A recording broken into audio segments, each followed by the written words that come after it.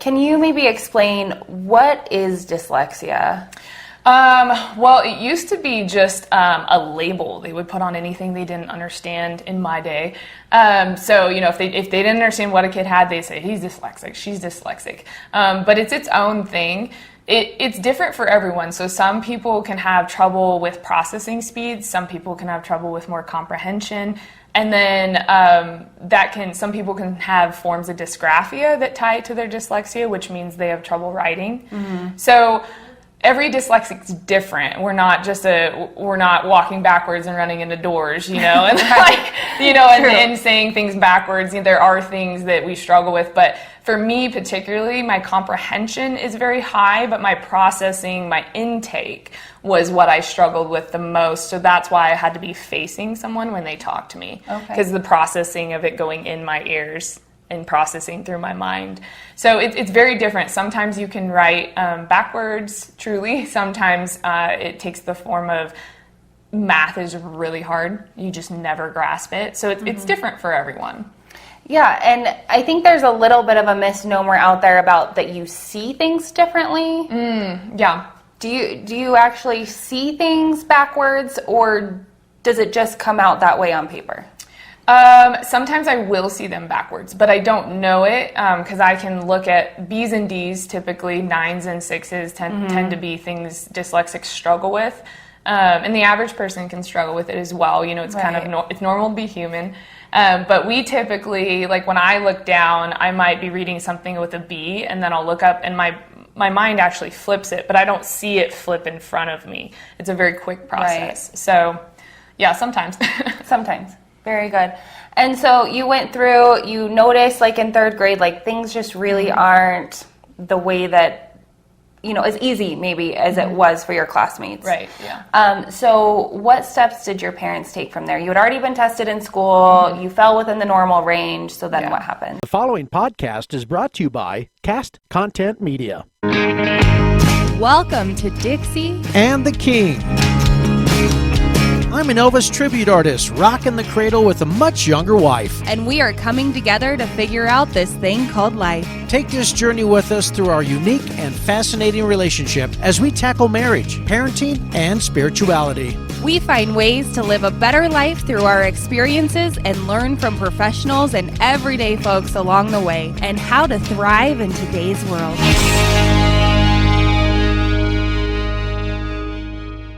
And welcome back to another edition of Dixie and the King. My name is George Gray, and of course my beautiful, wonderful wife Dixie alongside. We got a wonderful show for you today. Before we get into it, though, I will preference this. This what we're going to talk about affects a lot of people, and a lot of people don't even know. Right. So we're going to get you learned, and then we're going to get you healed, and then life is going to be wonderful. But before we do that, we do need to thank castcontentmedia.com for providing this wonderful studio and doing all the editing and the uploading. You can catch us on just about any podcast platform, any audio platforms, and some of those platforms are Spotify and Amazon. Yeah, any of your favorite podcast platforms. You can also catch us on our website, dixieandtheking.com. You can email us at contact@dixieandtheking.com, yes? Yes. And YouTube. YouTube, we have our own YouTube channel, which is called Dixie and the King. Isn't that strange? Yeah. Anyway, and Alexa, so we were talking about audio. If you have Alexa, along with the government listening in on your private conversations, you can say, Alexa, play Dixie and the King's podcast number 4 or whatever it is. So that's how you can find us. Now, this topic that we're going to be talking about is something that has affected our family, particularly with our children. Mm-hmm. And, I'm just going to let you take it over because you do a little bit more research and interact with this condition than I do. I just kind of sit back and watch her do all the magic. Magic, yes. I'm not sure that there's any magic. But yeah, we're really going to talk about dyslexia today, and this is something that is new in our lives, or at least new that we know about in our lives. And so I really wanted to bring on a fantastic guest. Well, actually, we have 3 fantastic guests today. Yeah, 3 fantastic guests. But Sue Bridgman with Bridging the Gaps Dyslexia Center has agreed to come on, and really provide us with some more information on what dyslexia is and how you would go about getting tested if you are concerned that this might be a thing.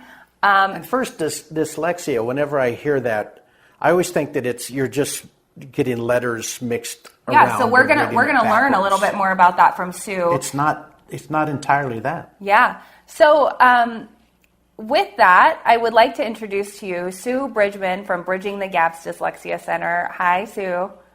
Hey, thanks for having me on. Hey, Thanks for coming. I love your mug and your logo. Oh, thank you so much. It's so cute. Yeah, we try to have fun around here. We have fun. It's all about promoting, right? So.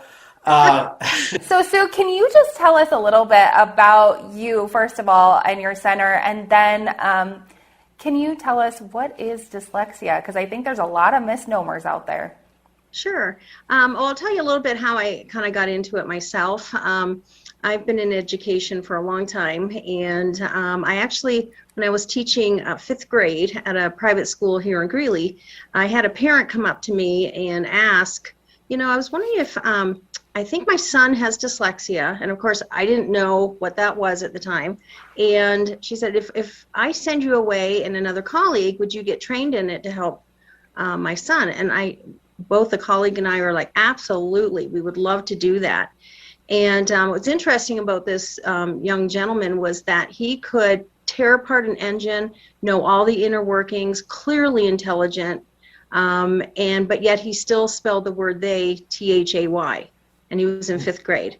And I thought, how many times has he seen that word, written it, whatever, and yet he, is so intelligent, and so there was just a disconnect there. And I decided to go with this colleague and got an education. And once you know something, you can't say you don't know it. So that's where I actually found out that was my issue. So I have dyslexia myself, and came back and really just started, like you, Dixie, had this passion to create awareness of what it is. So let me give you a simple definition about what it is. Dyslexia is inherited conditions. When you're talking about this condition, it does run in families, and it's a condition that makes it extremely difficult to read, write, and spell in your own language, despite at least average intelligence and despite exposure to teaching methods that work for everyone else. So everyone else is getting it, had the same teaching method, but yet they're just not getting it quite right. So there's different definitions out there. That's a simple one. There are some more lengthy definitions. If you go to the IDA website, which is the International Dyslexia Association, you can find some on there. But I like to give kind of a one-sentence definition for parents. It just makes it easier when explaining it. But really, dyslexia is the number one reason why bright children struggle first with spelling, then written expression, and eventually hit a wall in reading development by 3rd grade, if not sooner. That's interesting that you said that, Sue, because when we talked to our next two guests, and I know for Grace and for my little one, that really was it, 3rd grade. 3rd grade, we hit this wall, and it was like, wait, things have been so easy up until now. What? So can you tell us just a little bit, what is it about 3rd grade? Sure. 3rd grade is kind of one of those really transition years because you're getting into multi-syllabic words, more than one syllable. You're starting to learn rules about spelling, multiplication facts. Everything just kind of gets harder. And I think up until a point, especially if they're really intelligent kids, they can fool you up until a point. And then all of a sudden, like you said, hit this wall in 3rd grade. So that's really when it gets more noticed, I would say, just in their work, but they can fool you. So we can actually diagnose, age 5, 6, as early as, that young, but it really, teachers will start to notice it a little bit more in 3rd grade.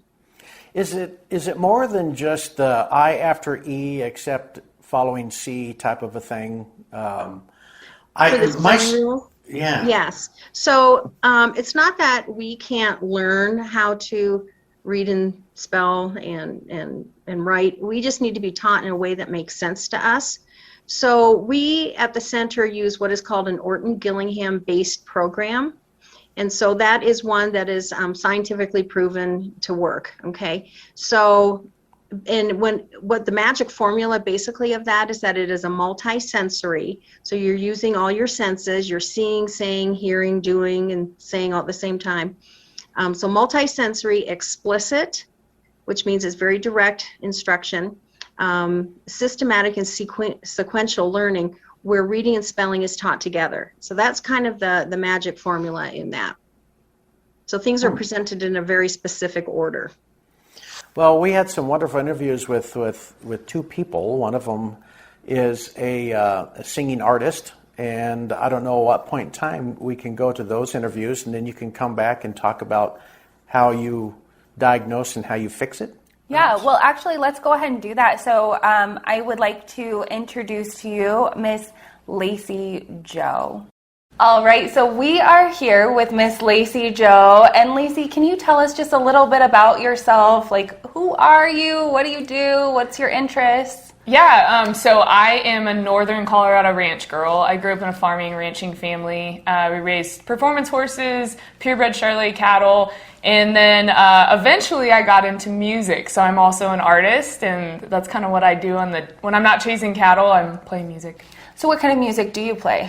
It would be the country category, country genre. I'm a little more into the organic type, so I try to limit the editing on my vocals and things like that. I really enjoy the live instruments and just the musicianship, so yep. Very good. And you write all of your own music, is that right? I do, yep. I started writing about 11 years old and then just kind of progressed from there, but I would consider myself sometimes more of a songwriter than a singer because I just love the lyrics. That's awesome. And so for all of us Northern Colorado folks, or just Colorado folks in general, where do they, like, where can they get your music? Where do you play at? So I've played the Moxie, I've played the Sundance, I've been playing, so I played Buffalo Rose, and so you guys can look on my website, it's LaceyJoeMusic.com. You can find my music on Spotify, Instagram, you can kind of find some updates there. I've been playing quite a bit in Nebraska and Kansas with DJ Bridwell and some folks out there. That's amazing.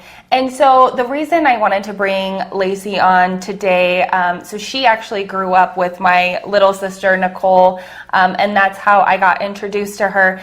But we're really just trying to bring awareness regarding dyslexia. It has become a part of my life in the last several months. And I don't think a lot of people really understand what it is and how it affects kids and adults, because it's really a thing that affects you absolutely. Forever. And you have such an amazing story and such a success story. And so I really wanted to bring you on because I think that kids out there that find out that they have dyslexia can sometimes be super down and frustrated and wondering, you know, where are they going to be able to go from here? And so I think having you and your story and what, you know, you really went through a struggle, but then have come out on the other side and have had huge successes. And that's not to say that you don't still have struggles. Every day, but you can get through them. Absolutely. So can you give us kind of a history back on, like, when did you find out that maybe there's something was a little different that caused you to look into more? So it kind of started back, my parents noticed it first, obviously. I was little. And it started, I think my mom and dad started noticing about age 3. They would say something to me and I would repeat it back, and it was kind of similar to what they said, but it wasn't what they said. And for example, my mom said the pituitary gland, and I said the tooth fairy gland. Well, you know, you can say, oh, that's a little kid, but it became very repetitive and the same thing over and over again of just mixing up things. And at first they thought I had a hearing problem because if I wasn't facing my parents when they spoke to me, I literally just didn't hear them. So the first they tested my hearing, it came out fine. So then my mom and dad, thank God I had the parents I had, because they kept pushing. The school started testing me for learning disabilities and kind of that whole process. And during my time of growing up, I'm sure things have gotten better now, but there's kind of a range that you need to fall in, and I kept falling into this normal range, but things were not right, and it's not a one-size-fits-all thing, and at that time, schools didn't know a lot about dyslexia, so I just kept falling into this normal range, and they were like, everything's fine. And my parents kept telling them, no, things are not okay. And I kept pulling good grades. That was the tricky part. As I got older, I had really good grades. But my mom kept telling teachers, like, no, something's not right. She's spending 4 or 5 hours on small pieces of homework. So, yeah, they just noticed those things. And then eventually, I'm trying to think, as I got a little older, reading became harder, mathematics became harder. So it's somewhat easier to catch, once you actually get into school. But yeah, it definitely started about age 3. And then, so when you got into school, was there a grade that you can look back and remember where you're like, ooh, this is when I really started to have a hard time, or when my grades maybe started to slip a little bit? Yeah, I would say when I became aware, obviously I remember being tested when I was little, but I would say 3rd grade. You kind of get into, again, I don't have kids yet, so I don't know how everything works now. But in 3rd grade, during that time, you did more math, started doing cursive and things like that, and I was in more writing. And so I was starting to write things backwards, and that's kind of when I remember really struggling.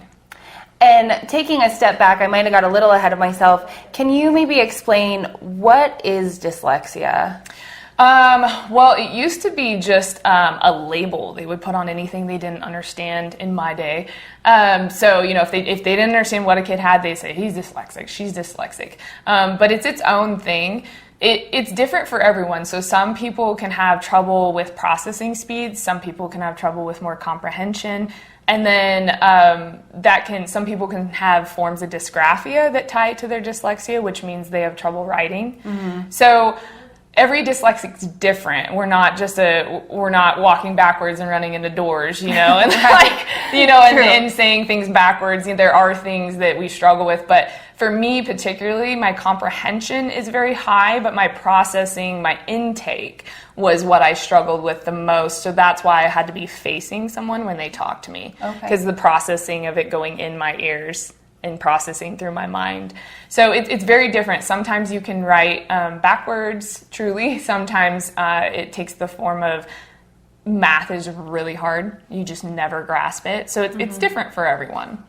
Yeah, and I think there's a little bit of a misnomer out there about that you see things differently. Yeah. Do you actually see things backwards, or does it just come out that way on paper? Sometimes I will see them backwards, but I don't know it because I can look at B's and D's, typically 9s and 6s tend to be things dyslexics struggle with. And the average person can struggle with it as well. It's kind of it's normal to be human. But we typically, like when I look down, I might be reading something with a B, and then I'll look up and my mind actually flips it, but I don't see it flip in front of me. It's a very quick process. So yeah, sometimes. Sometimes. Very good. And so you went through, you noticed like in 3rd grade, like things just really aren't the way that, as easy maybe as it was for your classmates. Right, yeah. So what steps did your parents take from there? You had already been tested in school, you fell within the normal range, so then what happens? So especially like I said, during those times, dyslexia was just it wasn't taught. It wasn't, a lot of teachers, to be fair, they didn't know a lot. So they were doing the best they could. But it kind of got to the point where I would have teachers, I remember teachers coming up to me, putting me in the back of the classroom and saying, I do not have time to teach you. And that was very really heartbreaking as a kid, because I remember thinking, nothing's wrong with me. I just need you to explain it in a different way. And they didn't have time. So my parents started noticing that. My parents started getting calls from teachers saying, hey, Lacey's messing around in class. She's not getting her work done. So my mom was definitely a warrior for me, and she knew her child. I think it's really important to know your child. And my mom goes, that doesn't sound like Lacey just to be messing around in class. So she actually sat in on a lot of my classes at first and observed. And my mom kind of had a rule. She was like, look, your job is to learn. The teacher's job is to teach you. So I don't care if you have to raise your hand 20 times and the teacher gets upset. If you're trying to learn, that is their job. So my mom sat in my classes. And then the school, they didn't quite have the testing they needed then. So my mom took me down to Children's Hospital, and they have their whole section that's focused on development and learning. And so they had me tested down there, and that was super helpful. Very rigorous, but very helpful. Well, and the interesting thing is, and I know the school still doesn't test for dyslexia. Oh, okay. Yeah, and teachers still don't know a lot about dyslexia. So, that's interesting because you went through this several years ago. And we're actually going through this now with my two daughters, actually. And so we did not go, because you went down to Children's and was tested by a doctor. A doctor, yeah. And so you got a formal diagnosis. Yes. Especially during, my mom felt like she needed the paperwork and the legal paperwork, because we were having so much trouble with the school. They kept passing me and kept moving me into another grade, and my mom kept going, she didn't get this grade, she needs to learn it. And I think it was a situation of very much let's pass her off and get her out of this system and kind of go on with her life. And I was being very much left behind. So my mom really wanted that paperwork to say, hey, we need to make modifications for my daughter. Right. And I think there's a stigma. One thing I battled even when I was little, I remember teachers saying things to me like, it's not fair that you get more time on tests. When I was little, it's not fair that you get the notes and the other kids have to write the notes. Well, if you struggle with forms of dysgraphia, it makes it very hard to take notes when the teacher's talking.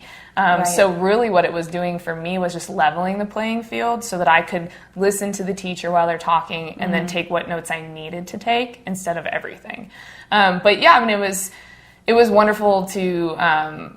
I spent almost a year down at Children's Hospital. So that was, it was very rigorous testing.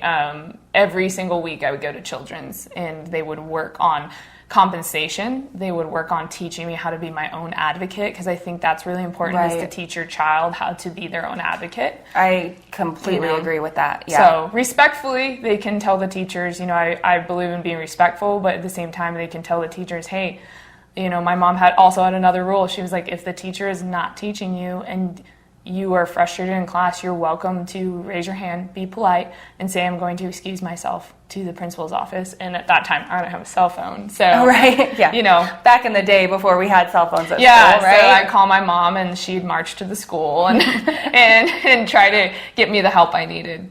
That's amazing. So once you got the testing, did you get some sort of a 504 plan or an IEP set up for you at school? So I might be mixing these up. I can't remember. Is it 504 when you're younger and then into college IEP, or is it? Well, IEP is just more rigorous. So probably more intense. A 504 is basically just a plan for some accommodations to help get you through. Yeah. So I had both. I think starting out when I was younger, I had the IEP. And then moved on to college in the 504, because they do have, you can carry that with you. I think you have to transition to one or the other. But yeah, so my mom did get me that. We would have meetings, and I would be in those meetings from the time I was very, very little. And what did those plans do for you? What did they provide for you? Well, they were catered to my specific type of dyslexia. So they should be catered to every kid's individuality. So mine, again, was...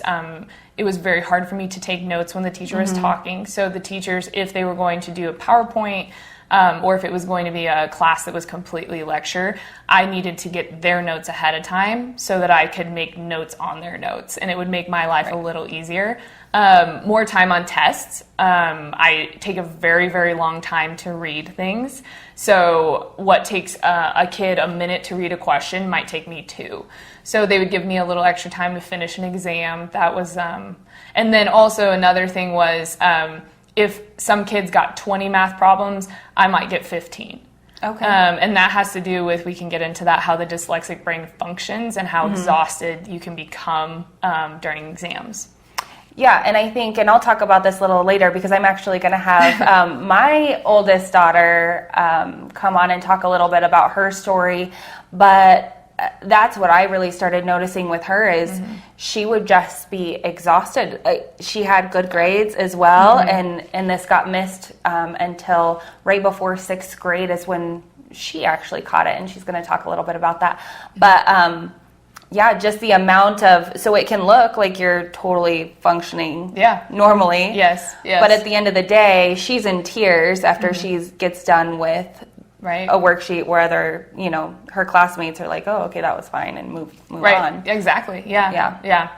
Oh yeah, no, it's it can be very, very difficult because especially when you're a child, you don't have the same type of coping skills. Like now I can compensate and people they don't know I'm compensating because I've learned to compensate very quickly.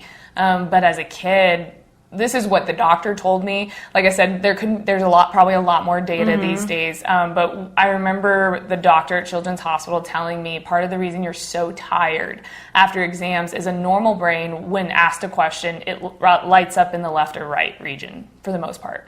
A dyslexic brain completely lights up and then finds it. So she said, basically, you have all the information you need. And she really, really was great about speaking life into me and speaking hope and truth and really edifying me. And she would say, you're very, very smart, but your brain is a filing cabinet that got dumped out. All the files were put back, but they weren't put back in order. So a dyslexic brain has to light up, find the file, and it can be left wherever. And that's why, especially you'll see it in little kids, they get so tired during exams. And that's a really good point too, because as I started to do research and look into what dyslexia was, because I had no idea. I thought it was just that you saw letters backwards and you wrote letters backwards and that was it. And so I missed it in my own kids because I wasn't really seeing that. But it really is, your brain actually is different. Like, absolutely, yeah. Physically, if you do an MRI of a dyslexic brain and an MRI of a brain without dyslexia, they are physically different and they act very different.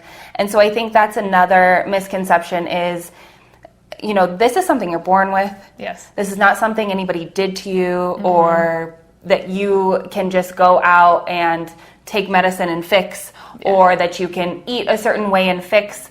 This is just the way you were born. There's nothing wrong with you. It's just you learn different, and you have to have somebody to be able to teach you the way that your brain speaks, right? Speak your language. Language. I mean, that's basically it. I mean, I would have loved, now they have schools for dyslexic kids. They were just coming out with those when I was going through it, but that really, because a lot of dyslexic kids are really visual. Not all of them, but very, very visual. So, when you don't have the capability to make a class visual, it's very hard to learn. And so did you go through any sort of extra tutoring or anything, or was that all done at Children's? No, so it was, let me think. So 3rd grade was when I kind of started noticing we had more testing. I think my mom started me, like I said, 3 years old, she started noticing things and then started getting me kind of extra help through the school. 3rd grade was when they did more testing. I started getting some extra help after school and after class, they would help me. And then 6th grade was when I went to Children's, and I spent that entire year. And then as I progressed through junior high and high school, I would take like summer classes once in a while, but I did have tutoring every single summer. It was like kind of going all year round school, which was tough as a kid. I did end up going to Sylvan Learning Center when I got a little older as well to kind of make up for a lot of time lost because I just kind of floated through school. Right. And so after you were able to get those accommodations, how was going like through high school and all of that? It was very hard. To this day, if anyone watches this podcast, some of my friends might be shocked because I was not ashamed to be dyslexic, but even from a young age, I knew that there were even adults that didn't understand it. So therefore, I was going to be put in a category I didn't want to be put in and labeled. So when I got to high school, I didn't want to be seen in the special ed program. Again, not because I was ashamed, but kids can be brutal. Kids can be really mean. Some teachers can be brutal. So my mom, I know this might sound, some parents might think this is terrible, but my mom, when I would have to go to that class, told the school I was allowed to be 5 minutes late to my next class. So I would wait in the classroom until the hallways were clear, and then I would leave the classroom because I didn't want anyone to know I was in that classroom, because I wanted a fair shot at school and a fair shot to make friends. And so that's kind of what I did. I hid it. I actually had a friend the other day tell me, she's like, I never knew through high school, that you were. And I was like, yeah, I didn't want to be labeled as something, and be told that, because with that label, you often get told you can't do certain things.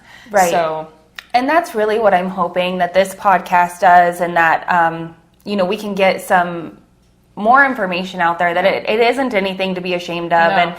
And that's what, people may think that I'm crazy, but when I ended up telling my little one after she did the testing that she was dyslexic, she was like excited about it, because the messaging that we send them, I think, is so important. And so the messaging that I'm sending is, and in everything that I've read and working with the Dyslexia Center, is dyslexic kids and adults often have higher IQs than those without.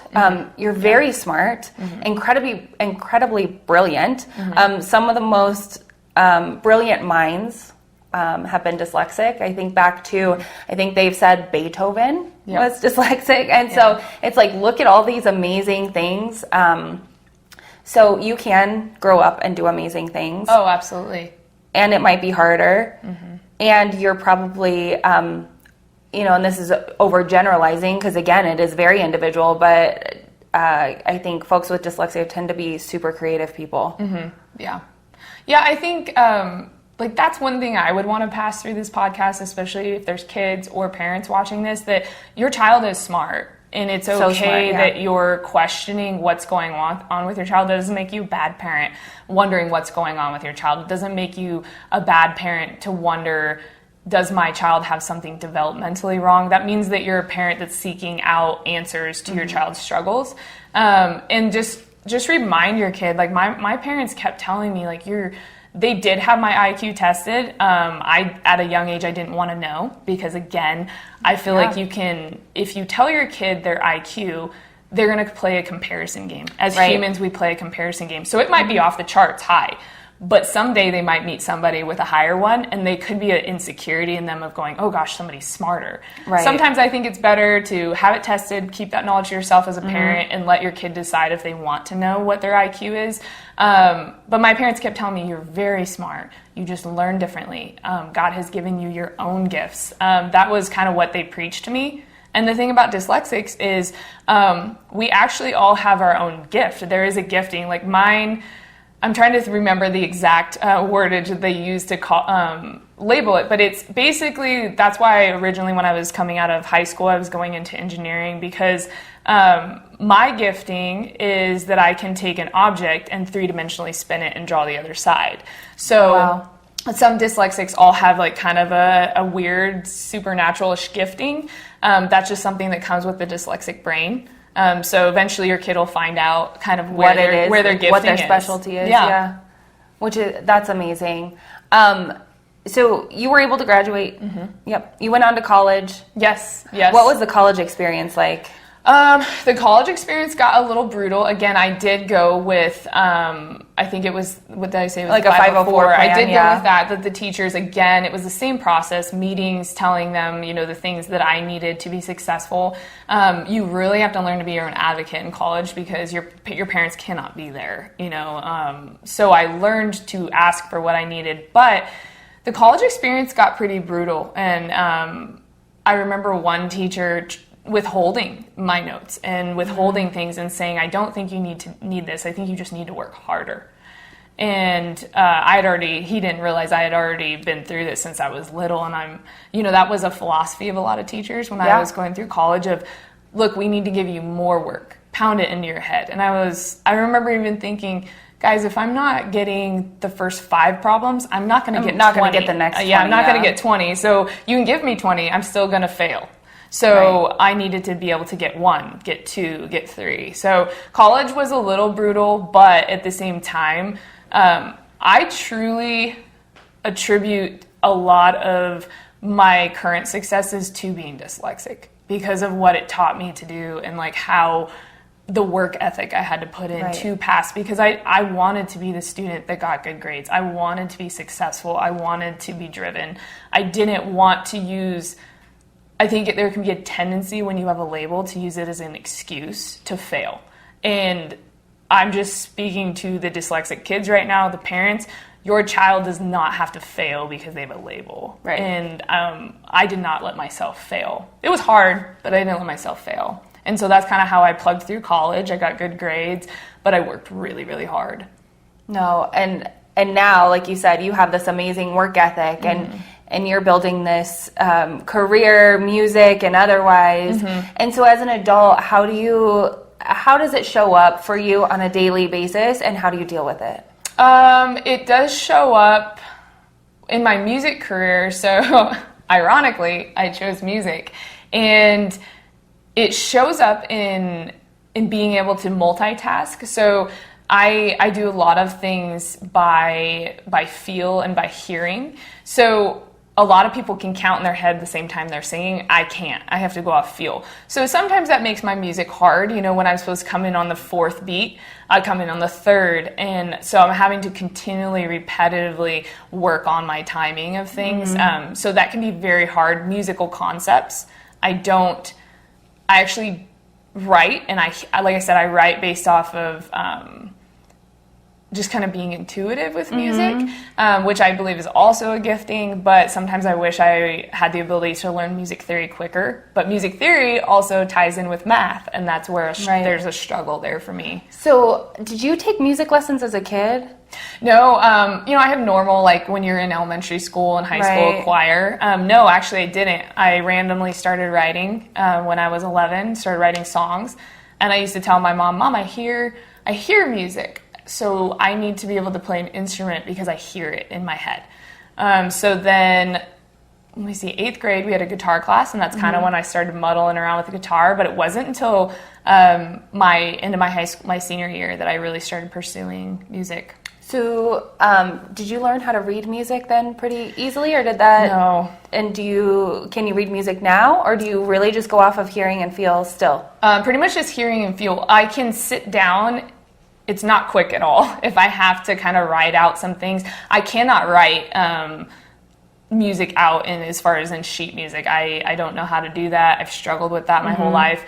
I can tell you kind of what the notes are, but I write primarily everything off of what I hear, and then I just write it down. And one thing about dyslexics, and this is partly why some areas of music come easy for me, dyslexics learn in patterns. Okay. So when you're on the guitar, there's a pattern I follow, and I can remember, I make the triangle, and that sounds really crazy. It sounds very childlike, but that is a very easy way for dyslexics to learn. So that's why a lot of us can get missed in school with testing as well, because you can learn a rhythm and then you just repeat it over and over again. So. Yeah, and I was interested so my almost 9-year-old little girl, she just expressed interest in playing the violin. Oh, yeah. And so I'm really excited to get her in, and the other part of me is really nervous about, I just don't want her to get discouraged, because I do know a lot of dyslexic folks are really good in music. Yes. So I was just curious about the reading the music versus the feel, so she's probably going to learn more by pattern and feel as well. Yeah, I definitely think it's important to teach your child or to learn both, like just because you struggle in one area doesn't mean you shouldn't learn it, because it will benefit you. But like my suggestion is always find teachers and coaches that are going to coach and teach to your child's abilities, and to, what I was lucky enough when I found a vocal coach and a guitar coach, they taught both. So they taught me music theory, but what they said to me is, you're an intuitive player.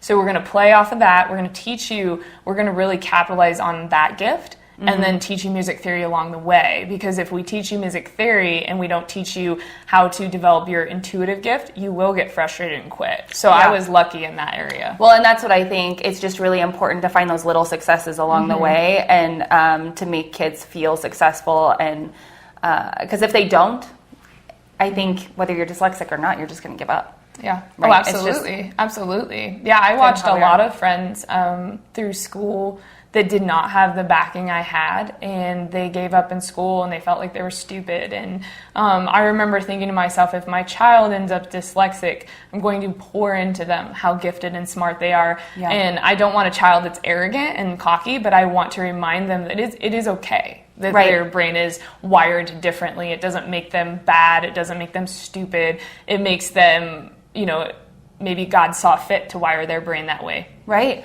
Well, and that's a great point. That is a really great point. And I just think about, I had no idea anything about dyslexia until recently. I did find out that it is inherited. Yes. Right? So if you have it, there's a 50% chance your kid's going to have it. I don't. And so I'm not quite sure, I have some suspicions of where it might come from in our family tree. But that's the thing is I've seen some of my family members really struggle in school and give up on themselves and feel like they weren't smart. And they're seriously some of the most brilliant people I've met, as they've kind of worked through and built their life. So I agree, and that's what I tell my girls all the time too, is God made you this way. There's nothing wrong with you. You're amazing just the way you are. And yeah, absolutely. Yeah. Well, and you're exactly right. My grandfather was highly dyslexic. He literally was a genius. And he had a whole company, a manufacturing company. He was an inventor. So he actually taught himself school and all of the things he needed to learn to become an inventor, and he taught himself because he kind of failed out of school. He didn't do well. Both my parents, I believe, are dyslexic. My mom's almost 100% sure she is. My dad kind of questions it, but so it's definitely inherited, but you can go on to do so many amazing things. So in closing with you today, what advice would you give young people or even adults who may think that there's something going on? Like what would you tell people? If I'm speaking to the parents first, my advice is to keep fighting for your child. If you feel like something's not right, it's probably not right. Like your gut, your child best. So my advice would be to keep pushing, keep fighting for your child. Keep pouring into them that they're smart and nothing's wrong with them, and really be their advocate. Spend time researching this. There are organizations, there's conferences you can go to learn. But your child is unique, and you need to foster in the ways that they are unique. And I guess if there's any kids or high school, college, junior high watching this, you guys are going to be okay. It's going to be hard, but life is hard, and it is going to make you more compassionate if you let it. It's going to make you have more sympathy and empathy for those that struggle in even greater ways than you do, and use that to your advantage. Use that to become a better person, and just keep reminding yourself, like, it's okay that you are wired differently, and you can become anything you want to become. And the one thing that brought me hope, so when I ended up switching my degree, but originally I was going to school for engineering, and the one thing a teacher said to me who was really good to me, he told me, he goes, Lace, college is going to be hard because you're going to have to learn all these processes that might be difficult for you. But remember, you're allowed to use a calculator when you get out of college in the workforce. You're allowed to hire someone else that might be gifted in the area you struggle. So there is light at the end of the tunnel, and it's all part of your story. It's going to be okay. Yeah. And you never know who you're going to touch, right? Yeah, you never know. Yeah. Well, thank you so much, Lacey. It's been an honor to talk to you You're and welcome. have you on today. You're welcome. Well, this is Lacey Joe, and here in just a second, we're going to meet a young lady near and dear to my heart, Miss Grace. So, yeah, stick around. Hey, so we're here now. I am accompanied by a very special young lady, my oldest daughter, Grace, and I wanted to bring her on today. Well, actually, she wanted to come on today. As you know, we just talked with Lacey Joe about dyslexia. and just really how that's impacted her life, how she found out about it. And this is something that has become very much a part of our lives since this last summer, right? Summer between 5th and 6th grade? Yeah, just at the end of 5th grade. Yeah, so before we get too into that, Grace, do you want to introduce yourself? So what grade are you going in, or what grade are you in now? My name is Grace Alvarado, and I'm in 6th grade. Yeah, and what do you like to do for fun? I like to dance, and I race cars. Yeah, what kind of cars do you race? I race miniature modifieds, and they're fast. Yeah, so it's really kind of, she's an awesome kid where she will be very proper with a ballet bun and a leotard and tights and pretty ballet shoes 1 minute, and then out in a fire suit racing in the dirt with the boys the next. So she's really quite awesome. But I'm going to give you a little bit of backstory, and then Grace is going to tell you a little bit about how she found out she had dyslexia. So when Grace was little, and I'm just want to really get this out there for parents because it's something that I really missed, and I wish that I could have got her help sooner. But what was interesting with Grace is, as a little kid, like, she was just so smart. She picked up on her ABCs really quickly. She was writing her name before preschool. She knew my phone number. She knew her address. She tied her shoes really early. She is very athletic and has been from a very young age. I think we started Mommy and Me gymnastics when she was like 15 months old, and she was running around flipping, hanging off bars, super strong. We go through preschool, and what really sticks out to me is she never wanted to leave me. And I thought that it was just, normal preschool things. And so she would cry every day she went to preschool for 2 years. We moved into kindergarten. Again, she's super smart. She gets put in the highest reading group through kindergarten, 1st, 2nd grade, just excelling in school. Nothing, again, she was doing gymnastics, really athletic, very talented young lady. And then we get to 3rd grade, and she went from the highest reading level, and she slipped down 1, or did you end up going down 2? I went up down 2 reading groups, and I was right before the special ed group.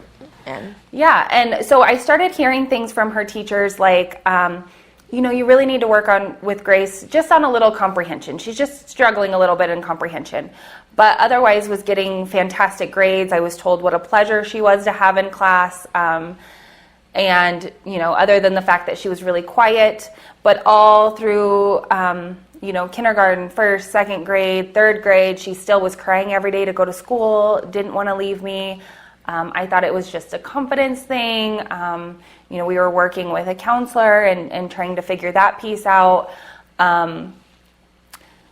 So we went through 3rd grade, we went through 4th grade, and it was still just that, just work with her a little bit of comprehension. So we read every night. I would break things down by paragraph and then by sentence, and she just wasn't getting it. And as a parent, I was getting really frustrated because I knew she was brilliant. I knew how smart she was, and I just thought she didn't want to. Honestly, thought that it was, she had a confidence issue and just didn't want to. So I would start getting a little frustrated and be like, come on, Grace, you know this. And she would just start crying and say, Mommy, I don't know it. And so we get into 5th grade, and I hire a tutor who ends up being amazing. But at the end of 5th grade, we really didn't get anywhere.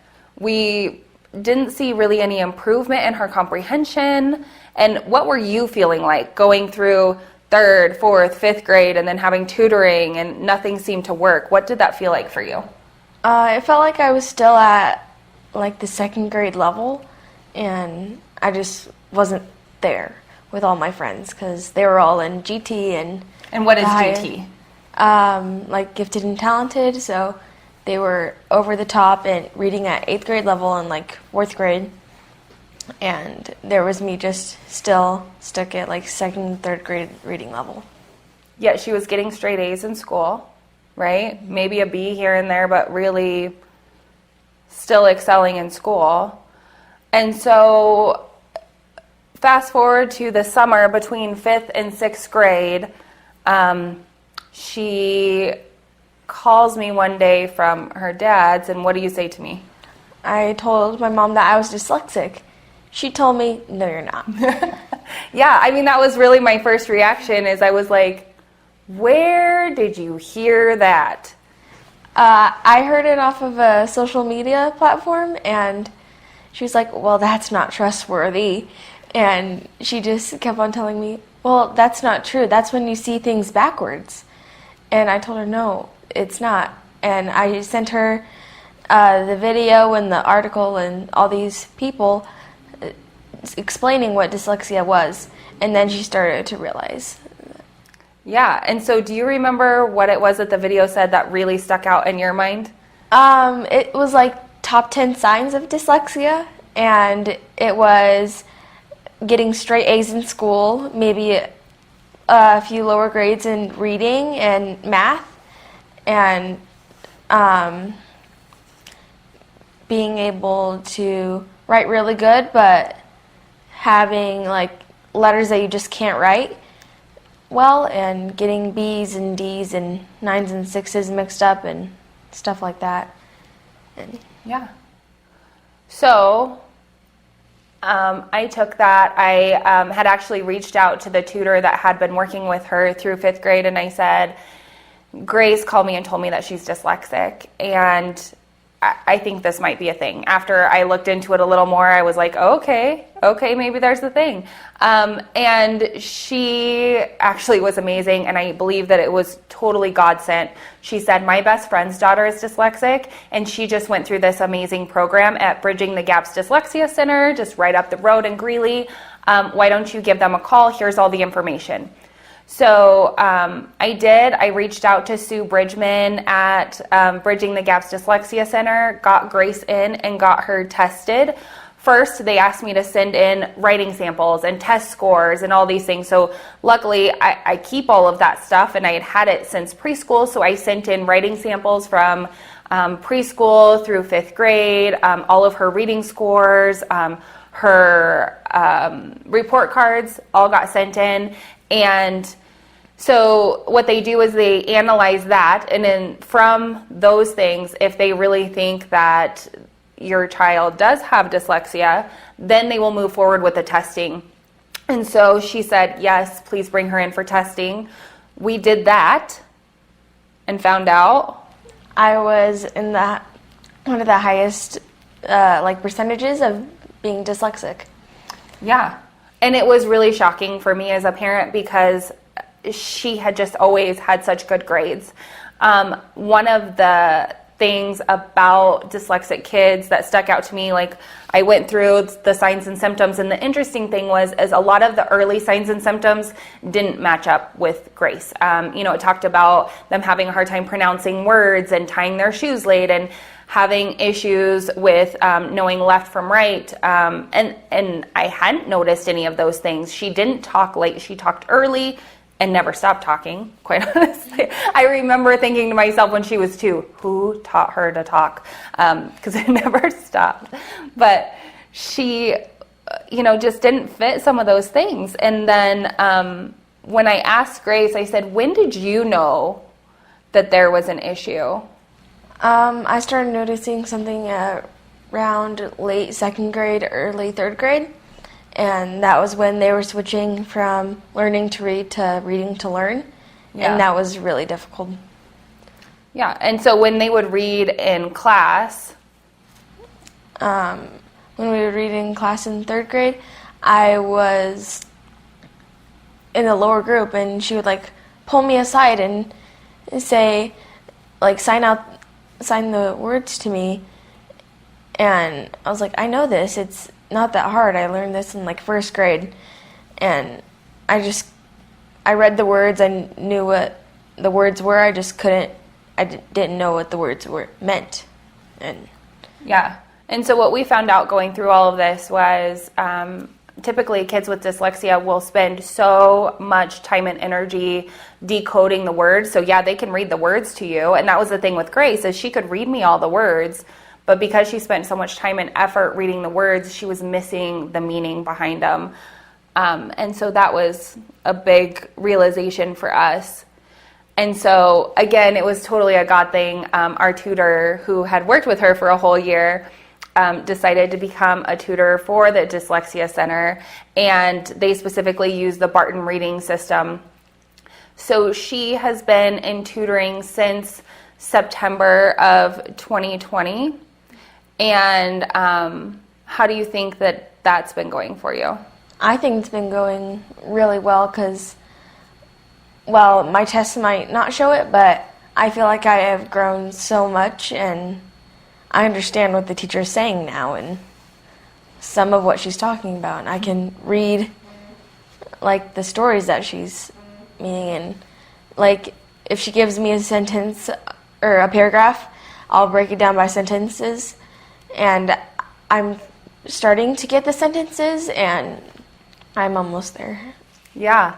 And so what I will say, as a parent, the thing that really got me was it early this year, January, February, she had read a chapter book, and I went down to check on her to see how she was doing. And she said, "Mom, for the first time in my life, I have enjoyed reading a book," and I know exactly what it means. And it still brings tears to my eyes, because I didn't know how bad it was. I didn't know how bad she was struggling, because she seriously compensated for it so well. And the thing about going through this, and I'm sorry it makes me so emotional, but because she brought this to my attention, the signs and symptoms that I learned about, I very much saw in my younger daughter, who was going into 3rd grade at the time. And so because Grace was so brave to bring it to our attention, my little one's getting help earlier, and she has more of the classic signs. So she has the dysgraphia, where her handwriting it's really hard for her. And it's just, it was normal for a 1st grader, but we're writing the same in 3rd grade. So that was a huge red flag. And then she struggled tying her shoes, and sometimes she still struggles with pronouncing certain words. But again, when you're used to your kid, it's like those cute things that they say, like paschetti instead of spaghetti, but it was a little more profound than that. She struggles with balance and coordination and things like that Grace didn't necessarily have. So another thing that this really brought on was the tutoring is not free, and it's not incredibly cheap. And so as a mom, I was just sitting there thinking, okay, now I have 2 kids that need to do this, and how on earth am I going to afford it?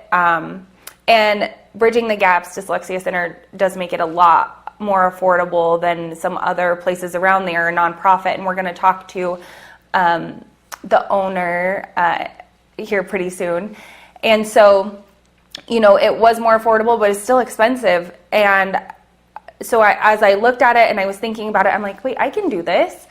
I'm not a teacher, but I think that I can do this. And so Sue from Bridging the Gaps, she brought me in, and I went through the classes to become a tutor, and I tutor my little one. I don't tutor Grace because she already had that great relationship with her tutor. And, when you're 11, she is super sweet, and we have a great relationship, but your mom's not as smart as you were when you were 9. So it just happens, huh?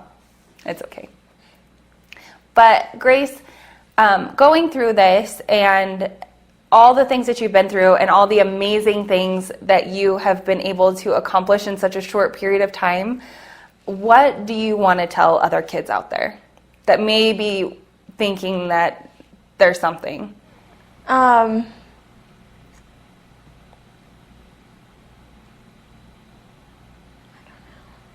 Is it like one thing? What did you do when you thought that there was something wrong? I told you, and Yeah. you got me tested, and it was fine. And I'm getting it now. And Yeah, so, and I think the one thing that we really focus on in our house is there's nothing wrong with you. You're incredibly brilliant. You're extremely talented. God has given you this gift to maybe speak out and help other kids. You know, we don't always know what our purpose is, right? But yeah, our school district was also amazing. I did not have to, like Lacey had to go get a diagnosis from the doctor. I did not have to do that. I brought in all of the testing information from the center, and they worked really well with us and really quickly with us to get a 504 plan. And so Grace has some accommodations, like she gets notes printed for her. What else? I get like fill in the blank notes. I'll get like an explanation on the reading before we start, and extra time on tests. I get that time plus half of it, and I'll get like an annotation sheet, and she'll like rephrase the questions for me, and it's really, really helpful. Yeah, it makes all the difference in the world, just the little things. We can do talk to text on the computer, which she doesn't use often. And I can have, like, for example, the other night we were working on a math sheet, and I got so stressed, and I'm allowed to have somebody else write it for me. I can, like, tell them exactly what I want on my paper. If I'm not there, I need somebody else to write it for me. Yeah, and I will say that is one of the first things that I really noticed, and how we really caught it with Grace was her spelling. So parents, you know, if you're worried about your kid, the first thing that I caught was spelling. She was actually missing like whole syllables in her words. So that was interesting, and it's that they don't hear it. They're really not hearing all the sounds. So that was interesting for me to learn. But yeah, so look at spelling, look at comprehension, know that it's okay. It's going to be okay. She's going to go on to have some amazing career and make a bunch of money, I'm sure, and take care of her mom. No, but I think that's the biggest lesson we want to tell people is it's okay. Mm-hmm. It might be hard. That was another thing we talked to teachers about is homework that should take, might be taking students an hour to complete a night is taking Grace 4 hours to complete. And there's a lot of tears, and it's not helpful. So if you're a teacher out there, loading up these kids with homework does nothing for them. All they do is their brain shuts down before they even start. And so it's just 4 hours of sitting there, them crying, and you trying to help them through it. So that's been a big piece, is just trying to work on what is an acceptable workload, because it's not that she wants to get out of doing the work, because she wants to do the work. Because we get like something to decode, and basically something that dyslexia is the hardest thing to do is decode and annotate and write your own notes about it. And everybody in class finished it.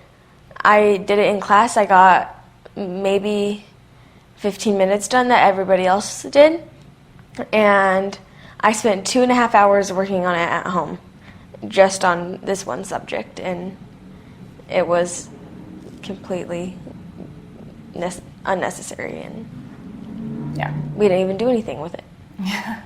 So, yeah.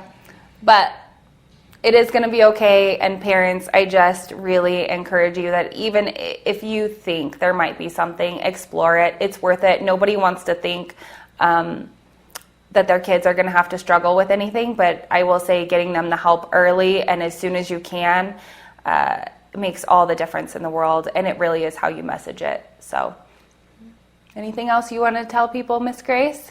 No. All right. Thank you so much for coming on and being willing to share your story. And any other kids out there, if you have questions for us, or parents, teachers, you can find us at dixieandtheking.com or contact@dixieandtheking, and we will get you hooked up with who you need to be. All right, so we want to welcome back Ms. Sue Bridgman with Bridging the Gaps Dyslexia Center.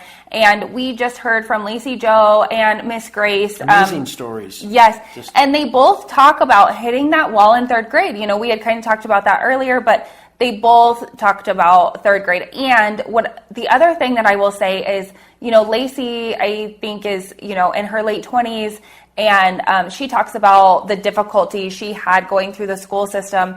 And just teachers really not understanding and recognizing what dyslexia is. And what I find interesting in that is all these years later, going through this with my daughter, I have had the most amazing teachers in her life. Like, they have really just been amazing, but every single one of them missed this in her. And now that Holly is coming up and she's had mostly the same teachers, and because Grace caught this, we caught it earlier with Holly. I've had all those teachers come to me and say, oh my gosh, Dixie, I am so sorry we missed it. But Grace is one of those kids where she fooled us. Like, she still, to this day, even with all the struggles, is getting straight A's with a couple of B's sprinkled in there. She is a perfectionist. She gets good grades. She's a good kid. She's not acting out in class. She's not, you know, none of those things. It's still just a little frustrating, you know, for her to get. Yeah, and so I'm just wondering, like, so teachers still really aren't being taught about dyslexia, are they? No, that it's changing in a lot of parts of the country, thank goodness, but it really needs to start in the teachers' colleges, because I'll be honest, mind you, you know, I went to teachers' college a long, long time ago, but I learned really more how to make a really cool interactive bulletin board than I did 20% of my classroom. So, you know, when you hear that, it's like, you know, teachers just don't know what to look for. But one of my pillars of my mission of my center is to create awareness. And so I go into mostly private schools, because they are willing to do this, and train the administrators and the teachers and the principals on the signs and symptoms and how to accommodate in the classroom.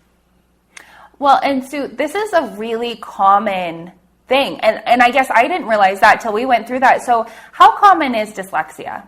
Well, you know, it's interesting because, you know, one of the myths is that people might say is that dyslexia is rare, but it's not. So according to the National Institute of Health researchers in the United States, it impacts about 20% of our population.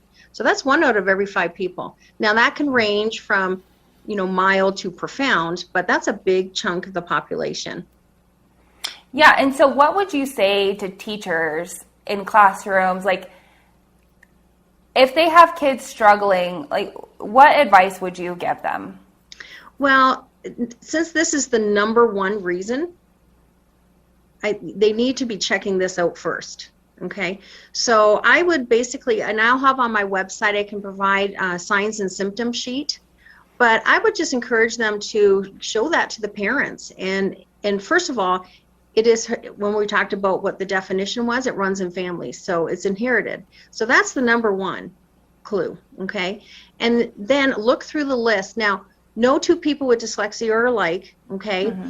And we look for a cluster of symptoms, okay? So if they find at least 3 or more and it runs in the family, they may not have been diagnosed in the family, but if those signs and symptoms run in the family, then I would behoove them to encourage the parents to maybe go get them screened by somebody in that field that can do that. Let's talk a little bit about the testing. So what's involved with the testing? And you said there's different levels of dyslexia. So basically, the levels are, you can have somebody that is mild, so mild with dyslexia that, you know, it may not even impact them, all the way to profound, okay? And so some people too with dyslexia also have ADD or ADHD, so that is another factor that comes into play in that.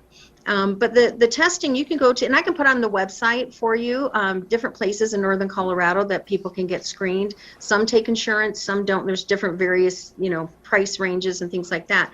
But basically what I do is I do about a battery of about 12 different kinds of screenings, and then pull all those, you know, together and make that determination of if it's mild to profound and in between.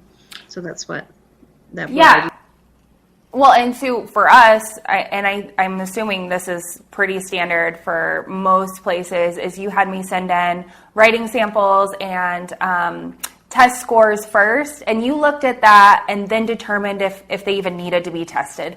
So what I will say is at least for you, I can speak, only from my experience, is if you looked at all that stuff and didn't believe my children needed to be tested, you wouldn't have had me go through the process of getting them tested. You would have said, no, this doesn't look like dyslexia. We're not going to go any further. I like to give the parents a little bit of homework first, because we want to determine if this is it. And if it's not, then I'll refer you to somebody else to determine what the issue is. So basically, I ask the parents to give me about 5 or 6 uncorrected handwriting samples. I can tell pretty well from the spelling. They make very specific types of spelling errors in their writing. So that's a big clue there. And then report copies of report cards, because that's revealing of the comments of the teachers and what grades they're having. And then I have you watch about an hour video talking about the signs and symptoms, what it is. And then after all of that, then we get together for an hour interview with the parents. And I just want to rule out what it's not and go through some, educational history and things like that. And then I determine if they're a candidate for the screening. And once we do that, we do the screening. It's about a 2.5 hour screening for the child. And I guess depending on what level the child, or in some cases the adult, comes in at, is it just a matter of, and I might have a little more inside information just because I see it with our daughters, are they having to relearn the pronunciation of letters and the comprehension of sentencing? Yeah, so basically we go, whether you're 9 or 90, so we have some college kids that do this, we've had adults do it, they go through the exact same program. So we start at the very beginning with phonemic awareness. And even before that, if they're not ready for the phonemic awareness part, we back up into what is called foundations and sounds. And we really want to make sure that they have that good, solid foundation in being able to hear those sounds. And then we start with the phonemic awareness. We do not skip around. We go right through that systematic program. Again, that's one of the beauties of this program and the success of it is that it's in a very specific order. So whether you're 9 or 90, you go through the same thing. So that makes me ask this question, because I was fortunate enough to a Colorado native, lived in Georgia, learned how to talk slow with a drawl, learned how to hate them damn Yankees, and then we got moved up to New Jersey, had to live with them. And so do you find that are there certain parts of the country, because of the way that letters are pronounced or words are pronounced, do you find dyslexia to be a little higher, or is it just? No, just at random. I will tell you, though, it just makes sense if it runs in families. If you marry somebody who has dyslexia, then the chances of all your kids having dyslexia is pretty good. So, in that sense. But no, it doesn't matter. Now, there are some, accents and dialects, where they add R's and things, and you're like, no, that's not right. Warsh, no. Well, my mom's a good example of that, bless her little heart. We say salsa and she says salsa. So I've grown up learning that it's right. It's so salsa, some things are salsa. just dialects, but yeah.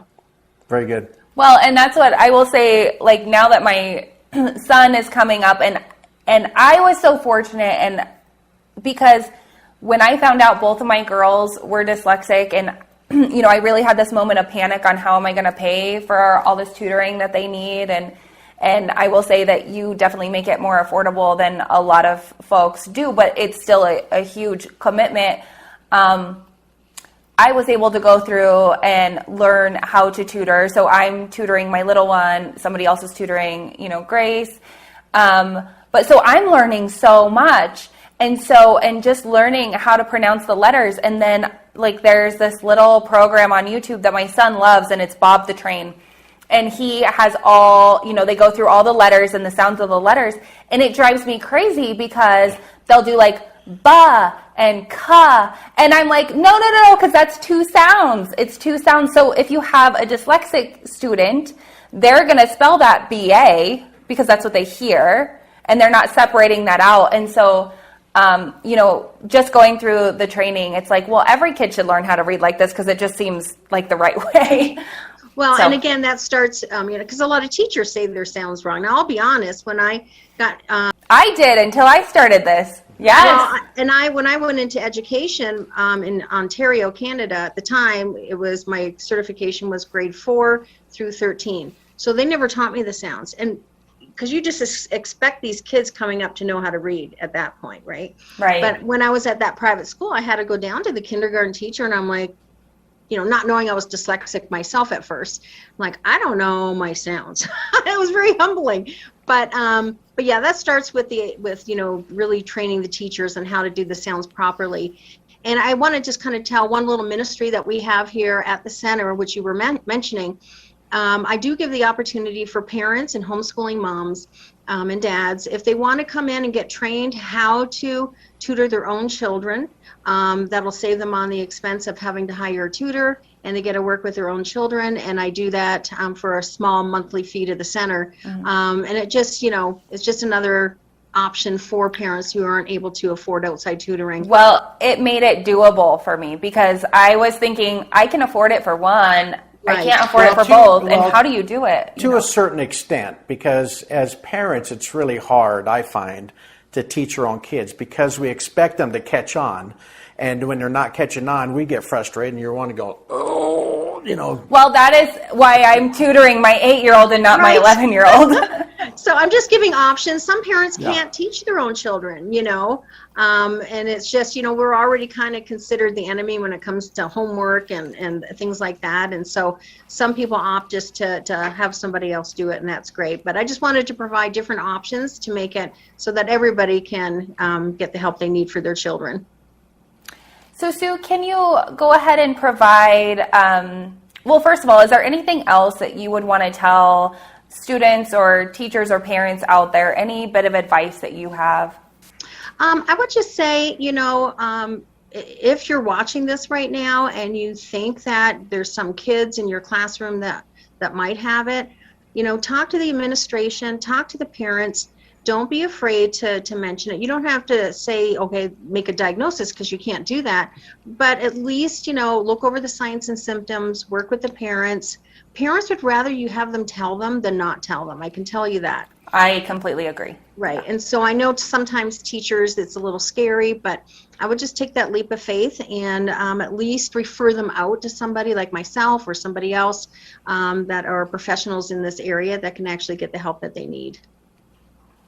Very good.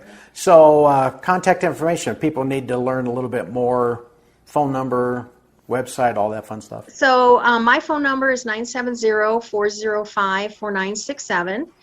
Text is actually the best way to get a hold of me initially, and then I can respond when I have time. I have 20 students of myself that I tutor myself, so I'm a busy gal during the day, but I will get back to you as soon as I can. And then the email is bridgingthegaps Dyslexia Center, I apologize, it's so long, at gmail.com. And so they can get a hold of me that way, or they can just pop in the center.